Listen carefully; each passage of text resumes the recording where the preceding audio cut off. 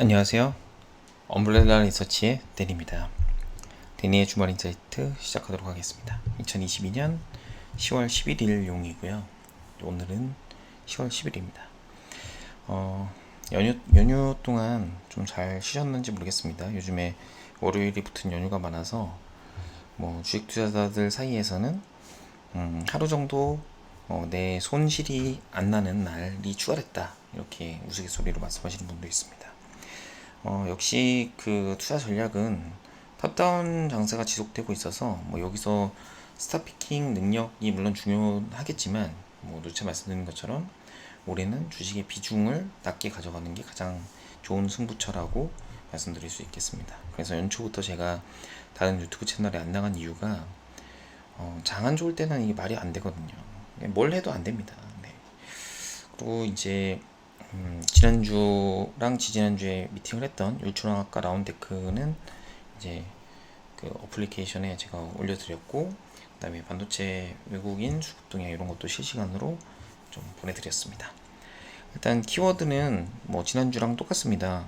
경기 침체에 반영되는 구간이기 때문에 일단 수요가 계속 꺾이는 거죠. 지금 제일 좋은 수요가 전기차인데, 이 전기차 수요가 유럽 쪽에서부터 지금 꺾이고 있습니다. 중국은 잘 나왔는데 중국은 전기차 텃밭이죠. 미국하고 중국은 크게 꺾일 이유가 지금 없습니다. 왜냐하면 경제 위기가 아니잖아요. G2가 지금 힘든 국가는 유럽이죠. 그래서 유럽향 결국 수요가 줄어들 수밖에 없는 그런 구조로 되어 있고, 이제 이게 아무래도 유럽의 캐파 증설, 최근에 2차전지는 이제 미국 쪽 캐파 증설이 이제 핵심이었지만, 이제 유럽 쪽 캐파 증설을 해놓은 폴란드나 이쪽에 해놓은 업체들도 어느 정도 영향이 있겠습니다. 물론 지금은 초기니까 가동률 신경 안 써도 되겠지만요. 지금은 한마디로 변하지 않는 매크로 환경입니다. 달러가 재강세로 가고 있고 유가도 재상승했습니다. 이게 이제 연준 패드가 가장 우려했던 거죠. 지금 사우디는 미국과의 관계가 틀어지면서 자기네들이 오펙 플러스에서 결국 할 수 있는 거는 미국을 괴롭히는 일밖에 없거든요. 그게 이제 유가 상승밖에 안 됩니다. 그러니까 지금 참 웃긴 거죠. 보통은 경기가 안 좋으면 금리가 낮아지고 그 다음에 유가가 빠져야 되는데 스태그플레이션으로 가게 되면서 물가 상승률은 높고 경제 성장률은 떨어지는 이런 양극화로 가게 됩니다. 이게 지금 주식시장에는 가장 안 좋은 거거든요. 그 다음에 유로 파운드와 약세 지속됐고 미국제 10년물 금리도 역시 상승했습니다. 매크로는 변한 게 없다. 결국에는 센티멘트가 바뀌냐 안 바뀌냐인데 이거는 개인차가 있기 때문에 지금 이게 바닥입니다. 아니면은 여기서 주식을 더 두고 가야 됩니다. 지금 파는 건 바보 같은 짓이에요. 이것 저는 다 사람마다 틀리다고 봅니다. 어떤 사람은 팔아놓고 좀 줄였다가 올라갈 때 잘 따라서 하는 사람이 있고, 그럼 매매에 자신이 없는 사람들은 그냥 두고 가는 게 맞는 것 같고요. 어찌됐든 지금 지난주에 말씀드렸던 10월 13일날 미국 CPI가 낮아질 거라고 시장이 예상하는데, 지금 시장 컨센은 8.1%거든요. 근데 최소 8% 이상 나오지 않을까 싶어요. 왜냐하면 지금 클리브랜드가 9월이 8.2%가 나왔고 10월달에 8.04가 나왔어요. 그러니까 미국 CPI라는 게 각 주별로 나온 CPI를 합해서 가중평균 내지 않겠습니까? 이거는 제 뇌피셜입니다만 어쨌든 8% 이상은 나올 수밖에 없다. 누차 말씀드린 임대료가 빠지려면은 1년 정도 걸린다. 그러니까 유가가 계속 빠져 있지 않으면은 이렇게 최근에 올라주면 안 돼요. 그러면 이제 금리 인상의 기조에는 사람들이 원하는 피봇은 없다. 금리를 중간에 꺾는 바보 같은 짓은 페드가 안 할 것이다라고 저도 높은 확률로 계속 보고 있습니다. 그렇기 때문에 실물 충격 플러스 이제 금리 인상 충격 플러스 그다음 수요 충격이 지금 오는 상황에서 주식을 내가 과연 해야 되느냐라고 보면은 그냥 빠질 때는 좀 사는 거죠. 좀 샀다가 장중에 반병덩이 크니까 급등 나오면 그냥 무조건 파는 거죠. 그래서 기대 수익률을 한 달에 정말 1% 2%씩 잃지 않는 선에서 쌓아가겠다 이런 생각을 하신 분들은 수익을 계속 내고 있고요. 만약에 그게 아니고 연초 대비해서 나는 터진 걸 다 복구하겠다. 장 언제 올라요? 장 내일 오를 것 같으면 오늘 많이 사게. 오늘 많이 샀는데 내일 빠집니다. 그러면서 이제 또 아비규환 되는 거죠. 그래서 지금은 미국 현지 가솔린 가격을 얘기를 하고 싶은데, 지금 저희 플랫폼에 있는 JC가 미국에 있죠. 네, 근데 현지 얘기를 좀 들어보니까 그 유가가 전혀 빠지지 않았다. 그러니까 결국엔 저희가 보고 있는 기준 가격만 왔다 갔다 한 거지 그 중간에서 플랫폼 하고 있는 업자들은 뭐 저희도 그렇지 않습니까? SK 이노베이션이나 뭐 S5일 이런 정유사들이 오를 땐 빨리 오르는데 내릴 땐 천천히 내리잖아요. 네, 그래서 이런 현지 증언에 따르면 한번 올라간 인플레이션은 쉽게 꺾이지 않는다라고 저희가 생각을 하고 있어요.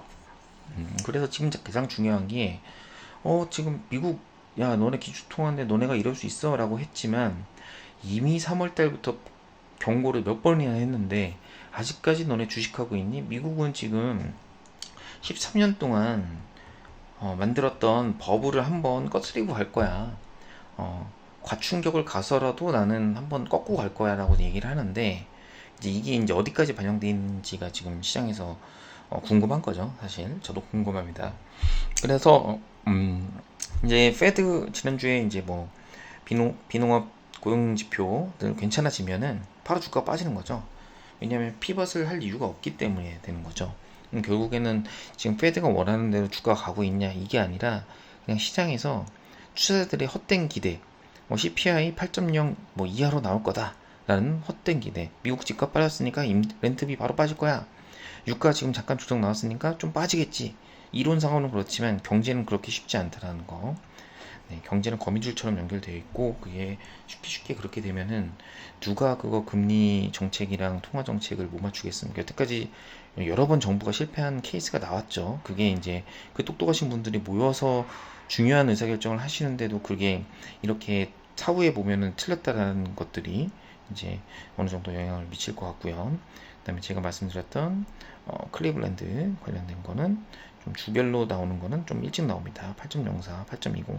물론 전달보다 떨어졌지만 의미 있는 수치는 아니더라고 저는 보여져요. 내용을 보고 코멘트를 잘해줘야죠. 근데 코멘트를 기대 인플레이션을 꺾으려고 세게 호기시하게 가버리면은 또 시장은 맥이 없어집니다. 다만 저희가 지금 이렇게 된 게 벌써 6개월이 넘었거든요. 그렇기 때문에 어느 정도 시장은 선 반영했을 가능성은 계속 마음에 가둬두고 가셔야 됩니다. 컨트롤 본 시장 말씀드릴게요. 미국과 한국의 주가 등락률이 지난주에 동조가 됐어요. 근데 미국이 저희가 쉬는 날 빠졌거든요. 그렇게 되면은 한국의 3개월 수익률이 코스피는 상위권입니다. 왜 상위권일까요? 반도체 때문이죠. 반도체 사면서 이게 덜 빠졌어요. 한국이. 그래서 주간 아웃퍼폼한 종목은 차익 실현. 요건 무슨 얘기냐면 제가 지금 뭐 주간으로 많이 오른 종목들을 뭐 저희 채널에도 올려드리고 뭐 여기저기 그 프리미엄 채널 올려드리고 여기 유튜브에도 올려드리는데 거기에 보시면 일주일간 이제 시장 대비 많이 이겼던 종목이 그 다음 주에도 2주 연속 아웃퍼폼할 확률이 굉장히 떨어집니다. 그래서 일주일 아웃퍼폼한 것들은 예를 들어서 지난주에 반도체가 많이 올랐죠. 반도체 전자 하이닉스가 많이 올랐습니다. 그러면 이번 주는 뭐 차익 실현이 좀 나올 수 있다 라는 거고, 이제 거기서 차익 실현이 나왔을 때 다시 좀 괜찮다고 생각하면 못 사신 분들은 이제 매수의 기회로 볼 수 있다는 거, 그걸 말씀드리고 싶은 거예요. 그 다음에 외국인 선물은 차익 실현 이후에 재매수 됐었기 때문에 이제 어느 정도 장중에 때려 팔지 않으면은 뭐 하방보다는 그래도 상방을 좀 볼 가능성이 높다라고 생각이 되고 있고, 또 현물도 순매도세가 완화됐습니다. 특히 매수 전환된 거는 반도체가 크다라고 보여지고, 만약에 13일날 주가지수 선물 옵션 만기 맞춰서 지수를 이제 개인들이, 왜냐면 뒤에 보면 고버스를 많이 사거든요. 고버스 사면서 뭐 분명히 풋을 해지하려고 하겠죠. 뭐 자기는 스마트하니까. 근데 항상 시장을 움직이는 건 외국인이다. 외국인들이 풋 포지션 다 보면서 누적되어 있는 풋 보면서 그 다음에 위로 당겨버리면 모두가 손실나고 외국인의 이득 보는 그런 순간이 나올 수 있습니다. 그래서 지수 상방으로 끌어올릴 때 뭐가 만만하냐? 지금 네이버 카카오, 물론 뭐 네이버 카카오 뭐 기술적 반등 나올 수 있죠. 프로그램 매수나 이런 걸로. 근데 이제 현재는 반도체는 저가 매수, 그다음에 2차전지는 눌려있던 애들이 순환매, 이런 컨셉으로 지금 들어올릴 가능성이 높다라고 좀 보여지고 있어요. 그 다음에 원화의 일시적인 강세는 이제 달러 약세가 일부 진행된 것도 있지만 반도체 매수를 위해 외국인들이 원화를 환전해서 샀을 가능성도 어느 정도 염두를 해둬야 된다. 그래서 반도체 매수가 끝나면 또 원화가 다시 또 약세로 갈 수 있죠. 그래서 지금 들어오는 반도체 롱머니들은 지금 한 달, 두 달을 보고 들어온 게 아니라 최소 6개월에서 1년 이상을 보고 들어온 거기 때문에 외국인들이 산 단가를 생각해 놓으셨다가 그 단가로 조정이 오면 어느 정도 분할 매수를 하시는 게 가장 좋지 않을까 생각이 들고요. 그 다음에 제가 뭐 다른 채널들을 보면서 뭐라고 하는 건 아니지만 아마 채널 운영자 중에서 연기금에 있으신 분은 거의 없을 거라고 저는 확신합니다. 왜냐하면 연기금에서는 이게 금지되어 있거든요. 그래서 현직에서는 쉽지가 않아요. 뭐 물론 몰래 할 수도 있겠지만 뭐 젊은 친구들이 해야 되는데 젊은 친구들은 바쁘죠. 예. 저 같은 이제 좀 차장급이나 팀장급 정도가 이제 좀 여유로운데 굳이 할 이유가 없죠. 네. 그래서 주식 매수 여력이 주가가 많이 빠졌기 때문에 있다라고 하는데 뭐 저는 단기간에 뭐 들어올 수는 있다고 봅니다. 뭐 국감 전에 뭐 드레싱 하기 위해서 뭐 본계정에서 좀 들어오실 수는 있겠지만 어찌됐든 네, 주가 평가손이 이제 장기금리 상승으로 채권도 손실폭에 있기 때문에 전체가 마이너스예요. 전체가. 예, 그래서 9월까지 포트폴리오 수익률이 지금 마이너스 국민연금이 20%죠. 주식 비중을 과연 확대할 수 있냐? 뭐 하반기 뭐 내년을 보면은 뭐 지금 연기금은 좀 사야 될 타이밍이긴 합니다만 다만 매수 연속성은 저는 크지 않을 거라고 저는 생각을 하고 있습니다. 그래서 갑자기 연기금이 들어오면서 막 오른다. 그러면 일단은 뭐 한 이틀이나 3일 정도는 그냥 분할 매도하는 게 맞지 않을까. 다시 싸게 살 기회가 올 수 있을 것 같다. 라고 생각을 좀 하고 있습니다. 그래서 지금 보면은 상호펀드가 이제 2차전지 중에 이제 그 에코프로가 아니고 에코프로 BM입니다. 이제 많이 빠진 이제 양극재들을 조금씩 사기 시작하고 있어요. 그 다음에 삼성전자 하이닉스가 단기 반등이 아닌 2023년을 보면서 추세 반등을 할 수 있을 가능성이 있습니다. 가능성이죠. 기관들은 이제 2분기 실적을 바닥으로 보고 있고 실적이 나오면 사야지 이렇게 하는데 하이닉스 실적이 나오기 전에 삼성전자는 실적이 나오자마자 일단 오르기 시작했죠.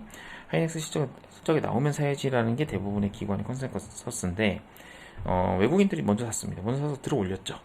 네, 그래서 이렇게 못 샀을 경우에는 이제 비메모리, 뭐 부품 소재, 장비 이런 걸로 이제 순환매를 확산시킬 수 있다. 뭐 장비 같은 경우 뭐 PSK 뭐 이런 것들이 있겠죠. 뭐 비메모리 반도체도 그래서 여러 가지 옵션들이 있는데 요거는 뭐 개별적으로 좀 분석을 좀 해봐야 될 것 같고요. 또 오랜만에 업데이트를 좀 해봐야 될 것 같습니다. 그래서 지난주에 오른 종목들이 이제 미국에 공장이 있는 애들, 코미코, 원익QNC, 월덱스 이런 애들이 좀 괜찮았거든요. 그래서 뭐 이런 거 움직이기 시작했는데 뭐 하나 마이크론 이런 애들은 혼다가 좋기 때문에 SFA 반도체 같이 움직이지 않을까 생각을 하고 있어요. 그 다음에 뭐 모두가 실적을 얘기하고 있는데 실적보다는 지금 팔기 싫고 이제 내년이 나와야 됩니다. 계속 강조드리는 건 추석 이후에는 내년 그림을 봐야 돼요. 그래서 3분기 실적이 좋아요라고 하면서 이것만 실적만 쫓다가는 실적이 나왔는데 세롬 맞고서 K세롬 맞고서 그냥 완전히 허벌레 될 수 있습니다. 그 얘기는 내년 실적이 올해 실적이 너무 좋아서 내년 실적이 안 나오는 경우 그러니까 역기저가 생기는 거죠. 이제 2022년에 실적이 너무 잘 나와서 2023년 그로스가 떨어지는 거죠. 요게 이제 주식에서 가장 취약한 부분인데 이 부분도 꼭 생각을 해 놓으시기 바랍니다. 그래서 하이닉스 대충 보면은 이제 투신 좀 샀어요. 네, 상호펀드 샀다가 좀 팔고 있고 네, 어떻게 될지 모르니까 네, 외국인만 조금 샀습니다. 그래서 뭐 외국인이 이렇게 사지는 않을 것 같고 이렇게 살 것 같아요. 하방이 있으면서 이제 올라갈 수 있겠죠. 전자는 기관이 이렇게 많이 팔아놨는데 국민연금 아웃소싱 펀드들한테 왜 전자를 팔아놓으라고 했는지 저는 잘 이해는 못하겠습니다. 일단 상호펀드도 관심이 없고 이런 상황에서 외국인 약간 머리 틀었긴 하지만 뒤에 보여드릴 이제 보면 연기금 순매수로 돌아서느냐 이게 좀 중요할 것 같은데 투신에서는 이미 사고 있다는 거. 가장 안 좋은 건 안 좋은 시나리오는 삼전 닉스만 오르고 나머지 종목들 다 꺾이는 겁니다. 그래서 반도체 빼고는 나머지 태조 이병헌이고 나발이고 전자닉스 오르면 다 도루묵이다 라는 걸 항상 명심해 두셔야 될 것 같습니다. 그래서 그 내용들을 제가 정리해 드렸고 신용융자는 지금 연초 대비 최저점까지 터치를 했어요. 그래서 최저점 터치를 했기 때문에 여기서는 기술적 반등이 나올 수도 있고 갱신할 수도 있고 잘 모르겠다. 하지만 코스피가 먼저 좀 빠졌기 때문에 수급적 측면에서 보면은 외국인이 코스닥을 또 팔고 있어요. 그래서 코스닥은 어차피 외국인들이 이거 신용융자 털 때까지 계속 팔지 않을까 라는 생각이 좀 들고 있고 그 다음에 코스피가 아무래도 지수상으로는 전자닉스가 버틴다면 뭐 굉장히 양호할 거라고 생각을 하고 있습니다. 뭐 다른 것들은 제가 이미 말씀드린 건데 여기서 바뀐 게 없어요. 예, 바뀐 게 없고 이제 율초원학 새로 업데이트한 거, 동원하나텍 10월 14일부터 IR 시작하는 거, 요것만 변화가 좀 있습니다. 그래서 뭐 여기 관련된 내용들은 쭉 보시면 될 것 같고, 네, 제가 공개 채널에 가끔 주말에 올려드리는데 이거 보시면서 어떤 느낌이구나. 지난주에 수소 올랐구나. 그럼 이번 주 수소 사라는 얘기인가요? 아니죠. 차익 실현의 기회로 하자라는 게 이제 거고, 여기 보면은 반도체 부품 소재가 오랜만에 나왔어요. 예, 그게 특징적이라는 거. 그 다음에 3개월 수익률로 본 것들 내용 보면은 코스피 코스닥 정말 놀라운데 지난주 대비 올랐습니다. 예. 다우 나스닥도 한국보다 언더퍼폼 전환으로 바뀌었어요. 이렇게 바뀌었습니다.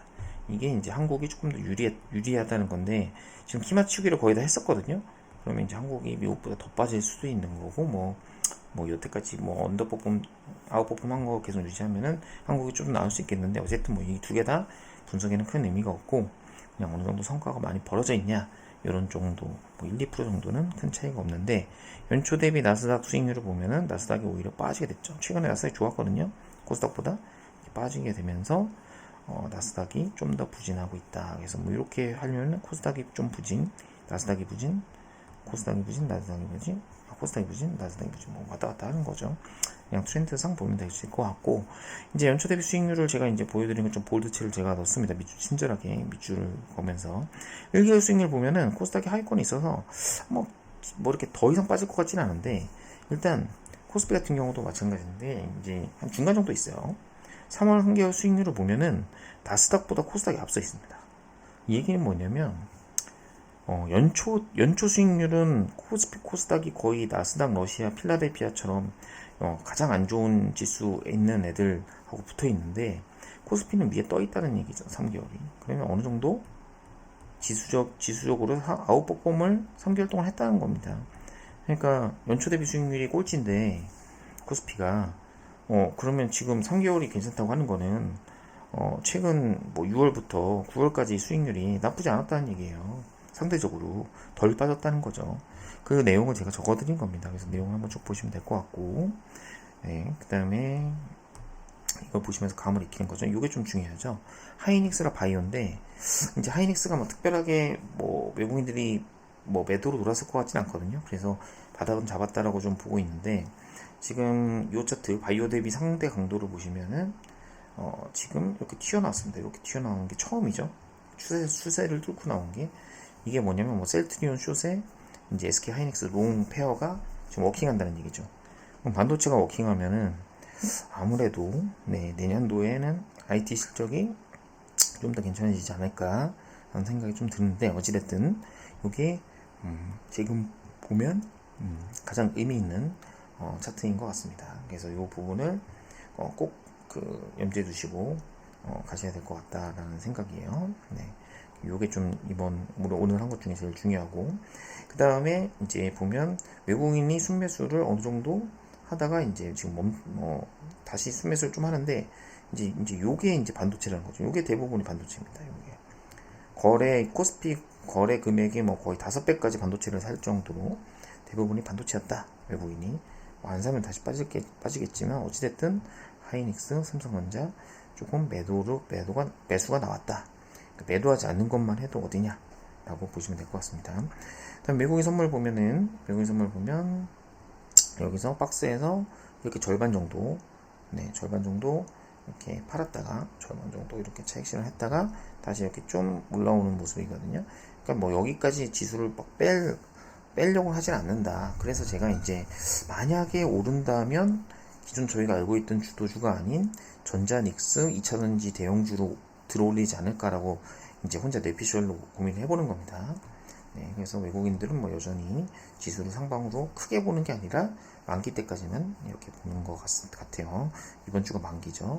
그 다음에 이제 뭐 프리미엄, 요거는 지난주에 말씀드렸는데, 그래도 이제 프리미엄 요게 이렇게 빠지긴 했지만, 그래도 시크릿컬은 조금 반등이 나왔습니다. SOL 때문이죠. 네, 그래서 뭐 성장주는 뭐 바닥이 없다 라고 보시면 될 것 같고, 이제 지난주에 전자가 이제 외국인이 순매도 되면서 급반등이 나왔다고 했는데 이번에도 똑같이 나왔습니다. 그래서 보면 외국인 개인들이 팔면 전체가 올라요. 정말 신기하죠. 이거는 제가 차트 그리면서도 정말 신기하다라는 생각이 듭니다. 원달러 환율 말씀드린 것처럼 이만큼 코스피 대형주 올린 게 아마 반도체 사면서 환율이 빠진 게 아닌가 생각이 들고, 전체 매크로에서는 큰 변화는 없다. 요거죠. 요건 큰 변화가 없습니다. 근데 CRB 인덱스가 이제 주간으로 6.5% 강하게 상승했어요. 그러니까 태양광 원자력이 원래는 CRB 인덱스가 연동되다가 이번에는 좀 괴리가 나왔습니다. 그래서 지금 10년물 국채 금리가 거의 주간으로 계속 오르고 있죠. 거의 빠지지가 않아요. 먼슬리로 지금 10년물이 이렇게 올랐다는 거는 장기 금리가, 이게 다 인플레이션을 두려워한다는 거죠. 그리고 이제 크루드 오일 이렇게 올랐고, 뭐 약간 차트상으로는 약간 빠질 것 같은데, 어찌됐든 뭐 이렇게 가면 이게 제일 연준이 이제 고민하는 거죠. 안 돼, 달러 이렇게 올라가면 우리 애들 다 죽어, 뭐 이러는 거죠. CRB 인덱스 마찬가지입니다. 그래서 최근에 다시 이렇게 거의 여기서 더 빠지면 이제 약간 경기 침체를 얘기할 텐데, 그나마 오른 게 전 다행이라고 생각해요. 그래서 저희가 생각대로 이게 올라가야 주식시장은 불확실성을 하나하나 제거하면 되거든요. 유가는 그냥 100불 가는구나, 그냥 이렇게 하는 게 제 마음 편합니다. 외국인 코스닥 순매수 추이를 보면은 일단 지수 하락보다 이제 조금 많이 샀다가 단타로 이렇게 단타적인 애들이에요. 지수가 조금 올랐는데 여기서 이렇게 좀 패고 있다라는 거니까 코스닥이 그렇게 좋아 보지는 않아요. 신용 잔고가 어느 정도 나왔음에도 불구하고 이제 연초 대비 신저점이 둘 다 가 있는데 100% 확신되는 건 아니다. 바닥인지는 밀어서 팔면 사요나라 되는 거죠. 그 다음에 외국인 제약바이오 비중을 보면은 제가 지난주에 급격하게 올랐어요 이렇게 했는데, 참 이제 뭐 우리나라에 들어온 외국인들 다 단타밖에 안 하는 것 같아요. 뭐 싱가포르 해치 봤던가 보죠. 바로 꺾었습니다. 9월 말에. 9월 말까지 뭐 종가 관리 했나요? 뭐 모르겠습니다. 하여튼 뭐 분기말 종가 관리 느낌이었어요. 외국인 제약바이오 비중 물려있는 거 그냥 사서 올리는 뭐 이런 것 같고, 이제 퀀트 RSI 모델은 뭐 그렇게 좋진 않아요. 왜냐하면 코스피 같은 경우는 28.5, 코스닥은 32.6인데 진바닥 시그널이 이제 지났습니다. 뭐라고요? 잠깐 올랐다 잠깐 빠졌는데 여기서 더 빠지면 다시 또 바닥 아닌가요? 더블 바텀으로 가는 거 아닌가요? 네, 뭐 퀀트상으로는 그렇습니다만 3개월 저점 8%는 터치를 못했고, 전부 다 지난주에 뭐 한 20% 정도가 이제 바닥 시그널이 나왔죠. 근데 지수가 뭐 1, 2% 올랐는데 이게 30%까지, 20, 30%까지 올라온 거는 사실은 여기서 조금 한 번 더 조정은 나올 수도 있을 것 같다. 아니 뭐 굉장히 지금 어렵습니다. 지금 지수를 예측하는 것 자체가 예측하는 것보다는 반등 나올 때 뭐가 나올까, 그게 좀 더 방금 말씀했던 반도체 2차전지가 되지 않을까 생각되는데, 반도체는 지난주에 올라서 이번 주에 또 조정이 나올 수 있습니다. 그래서 이제 뭐 되게 애매하죠. 지금 뭐 무조건 현금을 투입하고 뭐 거봐라 바닥이다, I told you 이렇게 얘기하고 싶었지만 요때는 바닥이 맞잖아. 지금 또 이렇게 올라온 상태에서 이렇게 길 수도 있거든요.